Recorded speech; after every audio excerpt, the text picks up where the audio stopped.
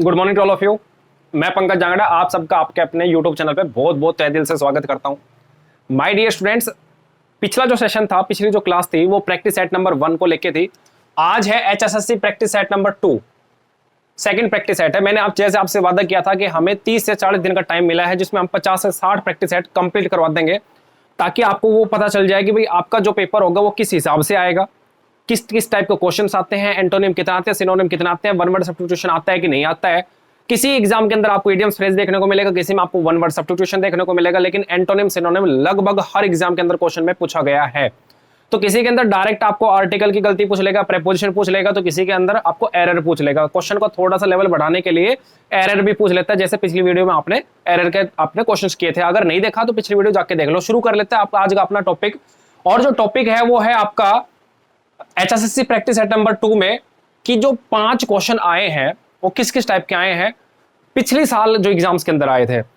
ये मैंने कोई भी चीज ऐसी नहीं बनाई जो अपने पास से बनाई है, ये सब पिछले एग्जाम्स के अंदर आई थी, प्रीवियस ईयर्स के अंदर आई थी, उन्हीं को हम लोग यहां पर देखने लग रहे हैं। तो देखिए एक बार जल्दी से कि we are setting dash the tree. देखिए खालिस्तान आता है जनरली 2 चीजों को लेके, फिलिप्स आते हैं जनरली 2 चीजों को लेके, प्रेपोजिशन को लेके और आर्टिकल को लेके। अब तक जितने भी एग्जाम्स आए हैं जनरली हमने देखा है या तो प्रेपोजिशंस को लेके आए हैं या फिर आपके आर्टिकल, और तीसरी जो चीज है जनरली वो सिर्फ और सिर्फ आपका वोकैब को लेके आई है, वोकैब सेशन। तो वोकैब सेशन भी हमने शुरू कर रखा है A to Z सीरीज का अपना, जिसमें हमने D तक कंप्लीट कर लिया है। E की सीरीज हम लोग नेक्स्ट क्लास में आपको बताएंगे, तो आप उसको भी देखना ना भूले और रोजाना थोड़ी थोड़ी वीडियो करके आप देखते रहो। शुरू कर लेते हैं। We are sitting dash the tree. देखिए हम लोग बैठे हैं। अब प्यारे बच्चों सुनो एक बार, देखिए छोटी सी बात बताता हूं। देखिए प्रेपोजिशन क्या होती है एक बार समझो। प्रेपोजिशन वो शब्द होता है जो, प्रेपोजिशन एक ऐसा शब्द होता है जो किसी भी चीज के अंदर, जो मतलब किसी भी व्यक्ति की, वस्तु की, जगह की, उस चीजों से आपको रिलेशन बताता है। जैसे मैंने कहा he is going dash the park, या he is going dash the park. तो प्यारे बच्चों या फिर यहां पर गोइंग की जगह मैं लिख लेता हूं वॉकिंग, ताकि आपको और भी अच्छे से मैं उस चीज को क्लियर कर सकूं। प्यारे बच्चों इसके अंदर आपको अगर भरना हो तो क्या भर सकते हो, जल्दी से देख के बताओ। अगर आपको इसके अंदर प्रेपोजिशन भरनी हो तो आप क्या भर सकते हो? He is walking dash the park. देखो क्या क्या आ सकती है, मैं आपको समझाता हूं। देखो अगर आप चाहो तो इसके अंदर इन भर सकते हो। क्या भर सकते हो? In. He is walking in the park कहता है वो पार्क में घूम रहा है। आ सकता है नहीं आ सकता? आप कहोगे कि सर आ सकता है। आप अगर चाहो तो इसके अंदर आप इनटू लगा सकते हो, he is walking into the park. अब इनटू कब आता है और इन कब आता है, इन दोनों में मैं आपको अंतर बताऊंगा। जैसे मैंने कहा the frog jumped into the pond, Mohan entered the room, या ही केम इनटू द रूम, इस टाइप से। तो इन और इनटू में तो देखो मतलब दोनों का सेम सेंस दे रहा है। मैं आपको बताऊंगा कि इन कब आता है और इनटू कब आता है, दोनों में डिफरेंस आएगा। ठीक है, अभी अपना टॉपिक ये नहीं है। फिलहाल देखो he is going to the park, भाई टू भी आ सकता है, पार्क जा रहे हो, he is going to the park. मैं कह दूं I am going to the market, I am going to the district, I am going to the temple, हो सकता नहीं हो सकता? अब आप अगर यहां पे लगाओ कि ही इज गोइंग टुवर्ड्स लिख दूं, मैं टू की जगह क्या लिख दूं, यहां पे टुवर्ड्स लिख दूं, तो आप कहोगे टुवर्ड्स का मतलब तो की ओर, भाई ही is going towards the park, वह पार्क की ओर जा रहा है। आप कहोगे सर बिल्कुल भी ये भी आ सकता है, मतलब इन लगाया तो भी सही, इनटू लगाया तो भी सही, टू लगाया तो भी सही, टुवर्ड्स लगाया तो भी सही। मैंने कहा walk, he is walking around the park, around का मतलब चारों ओर, वह पार्क में चारों तरफ घूम रहा है, तो ये भी सही हो जाएगा। आप कहोगे सर ये भी सही हो गया। फिर अगर हम देखें इसके अंदर इसी तरीके से और भी अगर प्रेपोजिशन इसके अंदर फिट करते हैं, जो भी आपके दिमाग में आते फिट करके देखो, वो आपकी लगभग चीजें फिट हो जाएंगी इसके अंदर। ठीक है, तो एक बात बताओ, देखो एक्रोस, मैंने एक्रोस डाल दिया यहाँ पे, एक्रोस डाल दिया। एक्रोस का मतलब आर पार होता है, एक्रोस मीन्स क्या होता है? आर पार। तो मतलब ये पार्क है आपका, और पार्क में इस जगह से इस जगह पे ये जाने लग रहा है, अक्रॉस द पार्क। इस कॉर्नर से इस कॉर्नर पे जा रहा है, अक्रॉस द पार्क। मतलब इसमें ऐसे भी आ सकता है, भाई आपको थोड़ी ना पता है कि वॉकिंग पार्क के अंदर जा रहा है या पार्क की तरफ जा रहा है या पार्क के चारों तरफ जा रहा है या फिर पार्क के आर पार जा रहा है। ही is walking through the park, park के बीचों बीच जा रहा है। थ्रू अगर आ जाए यहाँ पे मैं थ्रू भर दूं तो थ्रू भी ठीक हो जाएगा। इसका मतलब क्या होगा? बीचों बीच जा रहा है। मतलब इस चीज से हम ये चीज समझने की कोशिश करते हैं कि प्रेपोजिशन जो होते हैं उनका मेन काम क्या होता है? किसी भी नाउन या प्रोनाउन के साथ दूसरे शब्दों का संबंध बताना। तो इस वर्ब का इस पार्क के साथ क्या संबंध है? घूमने का पार्क के साथ क्या संबंध है? घूम कह रहे हैं, पार्क में घूम रहे हैं, पार्क की तरफ घूम रहे हैं, पार्क के चारों तरफ घूम रहे हैं, पार्क क्या आर पार घूम रहा है, पार्क के बीचों बीच घूम रहा है। भाई कहां घूम रहा है? ये तो क्या, ये संबंध तो बता रहा है यहाँ पे। तो संबंध मतलब रिलेशन सेट करना। तो preposition is the word which show the relation with the other words in the sentence. Sentence में दूसरे शब्दों के साथ रिलेशन शो करता है, ठीक है, उसी को प्रेपोजिशन कहते हैं। जब प्रेपोजिशन का टॉपिक आएगा तो उसमें बताएंगे, लेकिन मैंने थोड़ा सा आपको ये हिंट दिया है। तो भाई यहां पे क्या आना चाहिए? अब देखो सीधी बात ये है कि ट्री जो है पेड़ है और पेड़ पर ये बैठा है। अब बताओ यहां पर बैठने का और पेड़ के साथ आपका संबंध क्या हो सकता है? भाई पक्षी हो आप या कौन नहीं हो, तो आप कहोगे कि सर यहां पर सोचने वाली बात यह है कि ओवर द ट्री नहीं हो सकता। प्यारे बच्चों, सबसे पहले क्या आया? He is sitting. देखो ये मान लो सपोज करो अपना एक कोई भी पेड़ है, ये कोई ट्री है, ये कोई भी, मेरी जो ड्राइंग है थोड़ी सी अच्छी है, आप समझने की कोशिश करो कि मान लो अगर ट्री है, पेड़ है, ठीक है, तो अगर मैंने ओवर कर दिया, तो प्यारे बच्चों ओवर तब आता है जब आप पेड़ के ऊपर हो और ऐसे ऊपर हो कि पेड़ को छुओ ना, पेड़ की शाखाओं से भी ऊपर। मतलब मैं कहूं कि मेरे सर के ऊपर रख दो, तो मेरे सर के ऊपर सपोज करो कि मान लो मैंने ये मेरा फोन रखा, मेरे सर के ऊपर रखा, तो मेरे सर को टच कर रहा है। लेकिन अगर इस फोन को मैं मेरे सर के ऊपर कर दूं, अभी दिख रहा है आपको अच्छे से, मतलब आपको गैप दिख रहा होगा, इस गैप को ओवर कहते हैं। नहीं कहते कई बार सर बस बहुत हो गया, अब ओवर हो गया। ओवर का मतलब ऊपर से निकलने लग गया। बाउंसर देखिए, बाउंसर शोएब अख्तर की बाउंसर, जब वो बाउंसर फेंकता था तो किसी भी बैट्समैन के सर के ऊपर से जाती थी, मतलब इतनी ऊपर जाती थी कि कई बार तो विकेट कीपर के भी हाथ नहीं आती थी बॉल, 5 रन मिलते थे वाइड के भी और चौके के भी, है ना। तो एग्जैक्टली वही सिस्टम यहां पर क्या है कि ओवर का यूज कब करते हैं? जब कोई भी चीज आपके ऊपर हो और इतनी ऊपर हो कि वो आपको छुए ना, टच ना करे, टच नहीं करेगी, इसको ओवर कहते हैं। एक बात बताओ, आप अगर छुए भी ना, टच भी ना करे और उसके ऊपर भी हो, ऐसी चीज है जैसे मेरे सर के ऊपर फैन चल रहा है, अभी फैन चल रहा है तो फैन मेरे को छू रहा है, दिख रहा है आपको कहीं फैन? नहीं। तो the fan is working over my head, the fan is working over my head, तो मेरे सर के ऊपर है क्योंकि छू नहीं रहा। आप मेरी बात समझ में आ रही होगी आपको अच्छे से। तो प्यारे बच्चों एक बात बताओ, ये पेड़ के ऊपर बैठे हैं हम लोग, तो पेड़ के क्या इस तरीके से बैठ सकते हैं हम?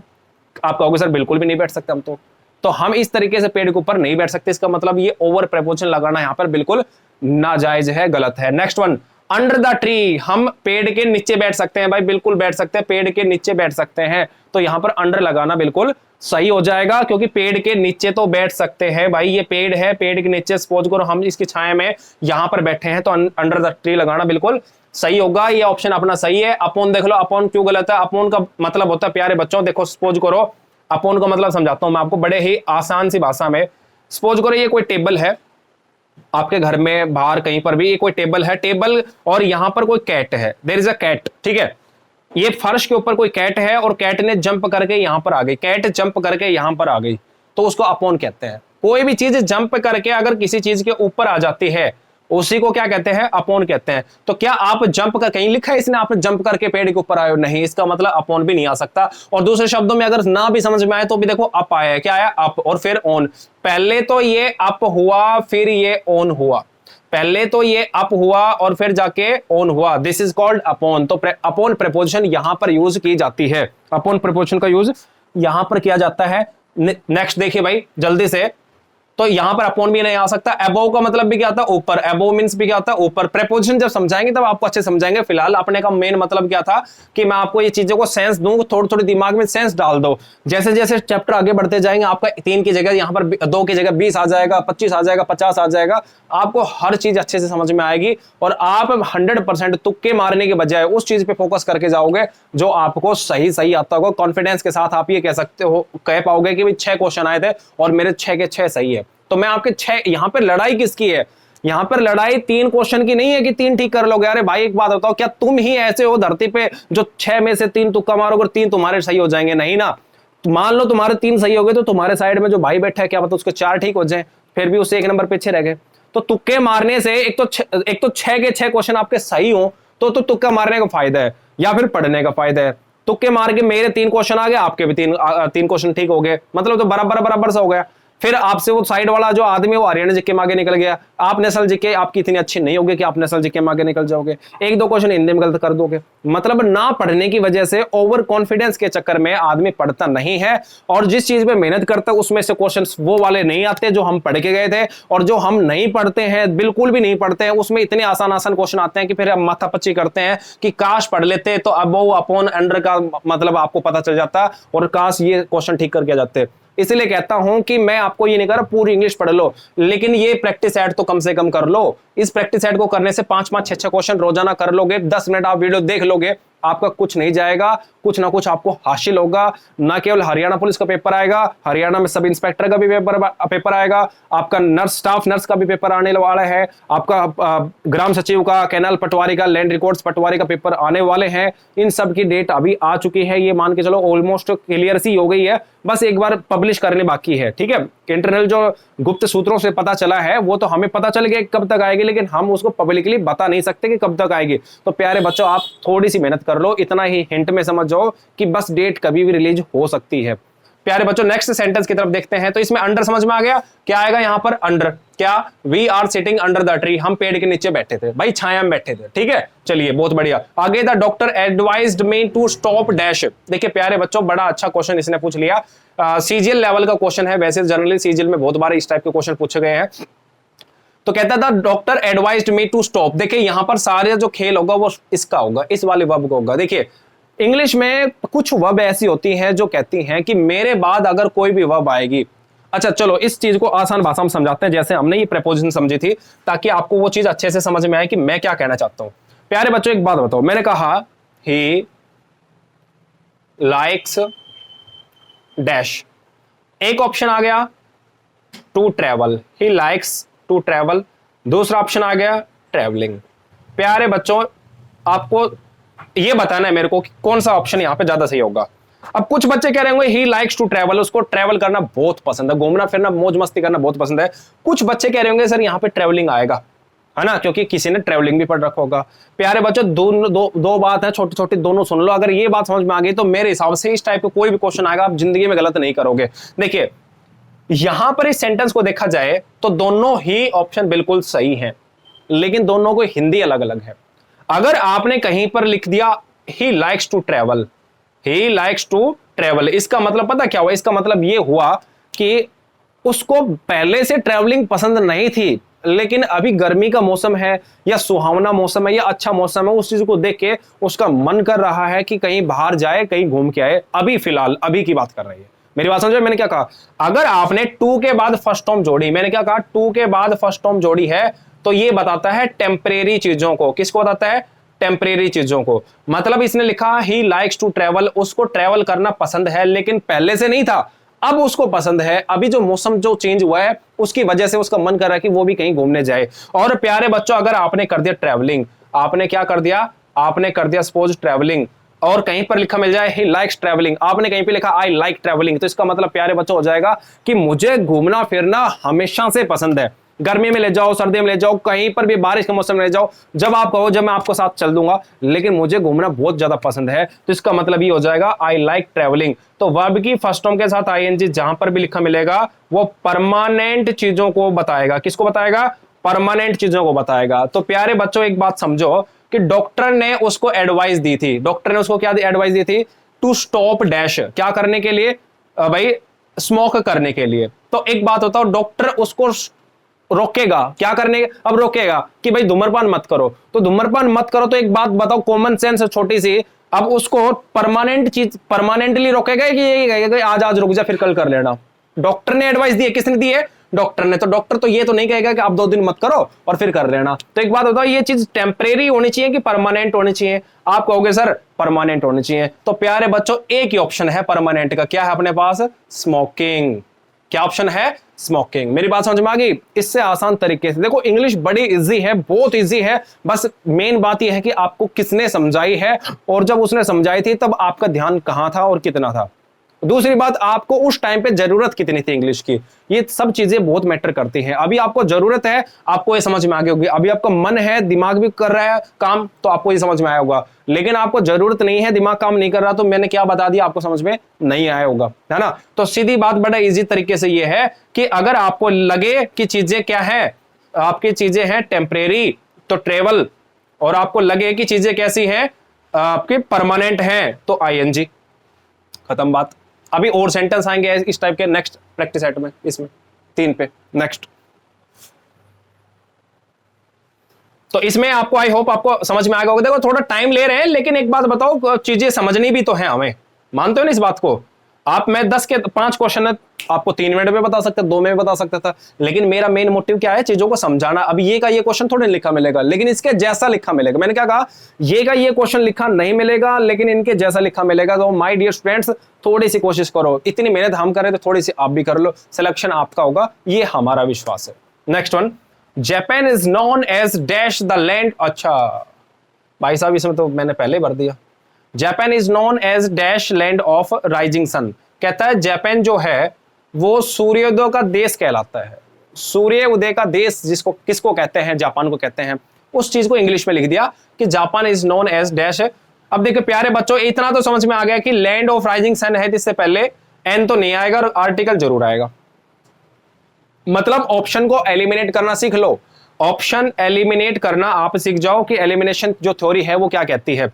एलिमिनेशन थ्योरी कहती है कि चीजों में नो आर्टिकल तो आएगा नहीं, क्योंकि ये कोई चीज खास बता रहे तो आर्टिकल तो आएगा। दूसरा, एन इसलिए नहीं आएगा क्योंकि ये कोई भी वोवल नहीं है। जब आर्टिकल का चैप्टर में आपको पढ़ाऊंगा तब आपको बताऊंगा ए एन दी, वो भी बड़े हंसी मजाक में बड़े बेहतरीन तरीके से। ए एन दी तो इतने इजी है ए एन दी भरना कि जिंदगी में कोई गलती नहीं करोगे, जिंदगी में, ये मेरी गारंटी है। प्यारे बच्चों, कोई एक चीज देखो, ए का यूज करते हैं इनडेफिनेट चीजों के लिए। देखो अनिश्चित अगर चीज है तो ए आएगा, और डेफिनेट चीज है तो दी आएगा। डेफिनेट का मतलब निश्चित, और अनिश्चित, इनडेफिनेट का मतलब अनिश्चित। अगर कोई भी वस्तु, कोई व्यक्ति अगर अनिश्चित है तो ए लगा दो, और कोई खास है, क्या बोला मैंने, कोई खास है, कोई यूनिक है, कोई आपको अलग दिख रहा है दूसरों से, जो आपको अलग कर दे, आपके अंदर कोई ऐसी क्वालिटी जो आपको दूसरों से अलग कर दे, वो आपकी खास होती है, वो डेफिनेट होती है। तो आपको पता है कि जापान के अंदर क्या क्वालिटी है, लैंड ऑफ राइजिंग सन कहलाता है। तो ये कोई खास हुई कि नहीं हुई, हुई तो दी लगा दो। जब आपको और कैसे पता चलेगा खास है कि नहीं है, वो मैं आपको नेक्स्ट क्लास के अंदर पढ़ाऊंगा, जब आपको आर्टिकल का टॉपिक हम अलग से पढ़ेंगे तब। नेक्स्ट वन देखिए, बड़ा सा ये लिख रखा है इसमें, लेकिन है बड़ा इजी। अगर आपको हिंट पकड़नी है तो आप समझ सकते हो। देखो इसमें क्या लिख रखा है, is dash is an examination. Examination का मतलब क्या होता है, एग्जामिनेशन का मतलब आपका पेपर नहीं, एग्जामिनेशन का मतलब होता है कि आप उस चीज की जांच पड़ताल कर रहे हो, आप उस चीज के बारे में पता लगाने की कोशिश कर रहे हो, एग्जामिन कर रहे हो। एग्जामिन का मतलब क्या होता है, जांच पड़ताल करना, पता लगाना। तो कोई भी ऐसी चीज जो एग्जामिनेशन है, जांच पड़ताल है किसकी, of tissue removed from a living body. Living body, ऐसी कोई भी चीज, ऐसी कोई वस्तु, ऐसा कोई टिश्यू जो जीवित इंसान के शरीर से बाहर निकाल लिया जाए। क्या करने के लिए, डिस्कवर, पता लगाने के लिए। किस चीज के डिस्कवर, प्रेजेंस या कॉज ऑफ और एक्सटेंट ऑफ डिजीज। किसी बीमारी की किस हद तक बीमारी है, या कौन सी बीमारी है, या किस कारण से वो बीमारी हुई है, किस कारण से बीमारी हुई है, कौन सी बीमारी की प्रेजेंस है, कितनी हद तक बीमारी है। इस चीज का पता लगाने के लिए किसी भी सजीव बॉडी, किसी भी जीवित इंसान के शरीर से कोई पार्ट निकाल लिया जाता है, फिर उसके एग्जामिनेशन करते हैं, फिर वापस डाल देते हैं। जैसे आपने वो मेंढक वाली कहानी सुनोगी कि मेंढक जो थे, वो फ्रॉग थे, उसको जो एक कोई टीचर बोलता है कि भाई जाओ और मेंढक जो है उसको चीर फाड़ करके बताओ, उसमें मोटा सा मेंढक पकड़ के लेके आना है, हम उसको बताएंगे इसके अंदर क्या क्या चीजें हैं। तो वो स्कूल में गया था बच्चा, और घर पे गया, जब तालाब से पकड़ के लाया तो उसको ब्लेड से उसको काट दिया। तो वो एग्जामिनेशन था, उसको फिर उसको दोबारा से टाके मार के वापस छोड़ आया उसमें जाके। तो प्यारे बच्चों, वो लिविंग बॉडी थी, वो मेंढक जीवित था ना, मरा हुआ नहीं था, तो लिविंग था वो। तो लिविंग बॉडी की अगर कोई जांच पड़ताल करेगा तो सीधी बात यह है, लिविंग से रिलेशन आपका A option, B option, C option और डी ऑप्शन में से कौन सा हो सकता है। आप कहोगे सर बायो का मतलब ही जीवन होता है, बायो का मतलब ही क्या होता है, जीवन होता है। तो बायोप्सी के अंदर क्या होता है, जीवित व्यक्ति की कोई भी बॉडी से कौन सी बीमारी है उसका पता लगाना क्या कहलाता है, बायोप्सी कहलाता है। ये ऑप्शन बिल्कुल सही होगा। अब आप कहोगे ये 3 बच गए, इनका क्या मतलब है, लो जी सब समझ लेते हैं इन तीनों का क्या मतलब हो सकता है। प्यारे बच्चों ध्यान से सुनना, मैं आपको समझाता हूं क्या। देखिए मैंने कहा एक्सियोम, AXIOM एक्सियोम है, एक है आपका बायोप्सी है, बायोप्सी होगा तो एक ऑटोप्सी का भी ऑप्शन आता है। ऑटोप्सी आपने खूब सुन रखा होगा, नहीं सुन रखा होगा तो आज सुन लो भाई। ऑटोप्सी के बाद एलेग्री है, और उसके बाद लास्ट ऑप्शन है अपने पास एफिमेरल, वो थोड़ी देर बाद लिखेंगे, आपको दिखेगा नहीं तो। एक्सियोम जो वर्ड है, एक्सियोम का मतलब होता है कहावत। एक्सियोम जो वर्ड है ये सीजीएल सीपीओ के पेपर में बहुत बार आया हुआ है। एक्सियोम का मतलब क्या होता है, कहावत होता है, ठीक है। प्रोवर्ब सुनी होगी आपने, प्रोवर्ब सुनी होगी, इन सब का मतलब क्या होता है, कहावत ही होता है। एक्सियोम का मतलब कहावत होता है। इसका सिनोनिम लिख लो ADAZE, एडेज। एडेज का मतलब भी क्या होता है, कहावत होती है। इन तीनों शब्दों का मतलब क्या होता है, कहावत होती है। तीनों एक दूसरे के सिनोनिम है। कहावत जो कही गई है, ऐसी कोई स्टेटमेंट जो बिना किसी प्रूफ के एक्सेप्ट कर ली जाती है। तो आपको कैसा लिखा मिलेगा, a statement which is accepted without any proof, this is called axiom. उसी को एक्सियोम कहते हैं, कहावत कहते हैं। ये समझ में आया। अब देखो दो वर्ड है, एक तो बायोप्सी एक ऑटोप्सी। आपको इतना समझ में आ गया कि बायो का मतलब क्या होता है, जीवन। बायो का मतलब क्या होता है, जीवन। तो किसी भी लिविंग बॉडी का एग्जामिनेशन, लिविंग बॉडी का एग्जामिनेशन क्या कहलाता है। आप कहोगे सर लिविंग का मतलब जीवित, और जीवित चीज की आपका क्या कहलाएगा, जांच पड़ताल होगी, या फिर जो परीक्षण होगा या डॉक्टरी होगी, डॉक्टर माइना जो करते हैं उसी को क्या कहते हैं, बायोप्सी कहते हैं। तो मरे हुए इंसान की क्या होती है, ऑटोप्सी। आप कहोगे सर मरे हुए इंसान को तो पोस्टमार्टम कहते हैं। बिल्कुल सही कहा आपने। पोस्टमार्टम जो वर्ड है उसी को इंग्लिश में क्या कहते हैं प्यारे बच्चों, उसी को इंग्लिश में ऑटोप्सी कहते हैं। पोस्टमार्टम को ही इंग्लिश में दूसरे शब्दों में ऑटोप्सी कहते हैं। तो कुछ लोग तो ऑटोप्सी बोल देते हैं कि भाई उसकी ऑटोप्सी होली क्या, कुछ लोग पोस्टमार्टम बोल देते हैं। तो पोस्टमार्टम, पोस्ट का मतलब क्या होता है, बाद में। पोस्ट का मतलब भी बाद में होता है, और मार्टम का मतलब मरा हुआ। तो मरे हुए इंसान के बाद में क्या करते हैं, जो डॉक्टर माइना करते हैं उसी को पोस्टमार्टम कहते हैं, उसी को ऑटोप्सी कहते हैं। और आगे जो वर्ड है एलेग्री, एलेग्री का मतलब होता है आपका पौराणिक कथाएं। एलेग्री बहुत शानदार वर्ड है। इसको सबसे ऊपर पेज, जो जिस पेज पे आप नोट कर रहे हो चीजों को, उसके सबसे ऊपर वाले पेज के ऊपर आप लिख लो, एलेग्री का मतलब होता है पैराबल, PARABLE, पैराबल। प्यारे बच्चों एग्जैक्ट वो शब्द बता रहा हूं आपको जो एग्जाम में ठीक मायनों में पूछा जाता है। पैराबल का मतलब ही क्या होता है, एलेग्री मतलब क्या होता है, जातक कथाएं। आपने पढ़ा है फेबल्स, देखो इसका सिनोनिम एक और होता है फेबल, FABLE। तो फेबल्स जो होते हैं उन्हीं का उसका मतलब भी क्या होता है, उसका मतलब भी क्या होता है, जातक कथाएं, पौराणिक कथाएं, मिथ्याओं पे जो बेस्ड होती हैं उन्हीं को क्या कहते हैं, एलेगरी कहते हैं। प्यारे बच्चों याद रखना। आगे जो वर्ड है अभी पांचवा जो सॉरी ये जो बच गया एफिमेरल, देखो यहां पे मैं लिख देता हूं, इसका मतलब था क्षणिक।